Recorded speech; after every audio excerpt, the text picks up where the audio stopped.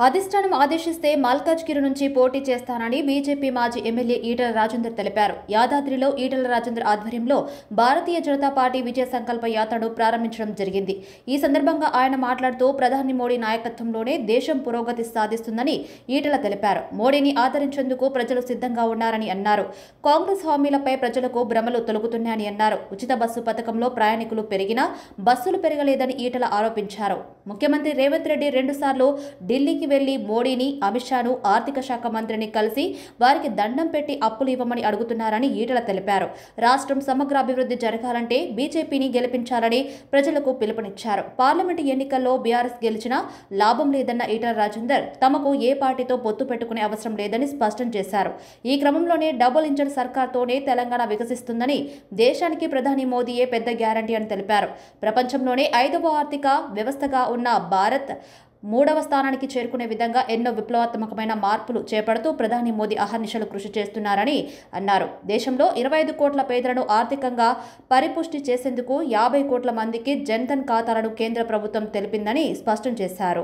తెలంగాణ సెంటిమెంట్తో అధికారంలోకి వచ్చిన కేసీఆర్ 10 ఏళ్ల కాలంలో ప్రాజెక్టుల పేరుతో ప్రజాధనాన్ని దుర్వినియోగం చేసి జేబులు నింపుకున్నాడన్నారు. అహంకారం, కుటుంబ పాలనను వ్యతిరేకిస్తూ తెలంగాణ ప్రజలు కసితో తీర్పు ఇచ్చారని, అయితే అమలుకు సాధ్యం కాని గ్యారంటీలతో అధికారం దక్కించుకున్న కాంగ్రెస్ ఆ హామీలు అమలు చేయకుండా రాష్ట్ర ప్రజలను మోసం చేస్తుందన్నారు.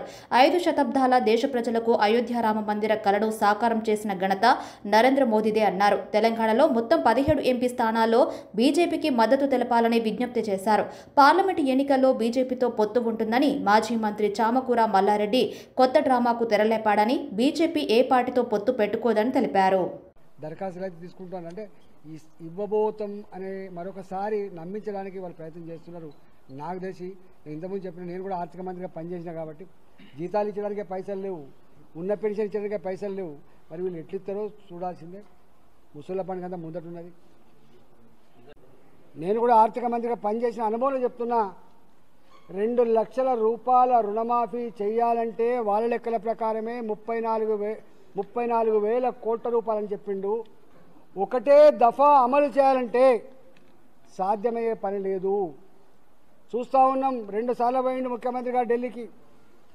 మీ దండం పెడతాం, మాకు అప్పులు ఇవ్వండి, మా దండం పెడతాం, అప్పులు ఇవ్వమని చెప్పి కోరుతున్నారు.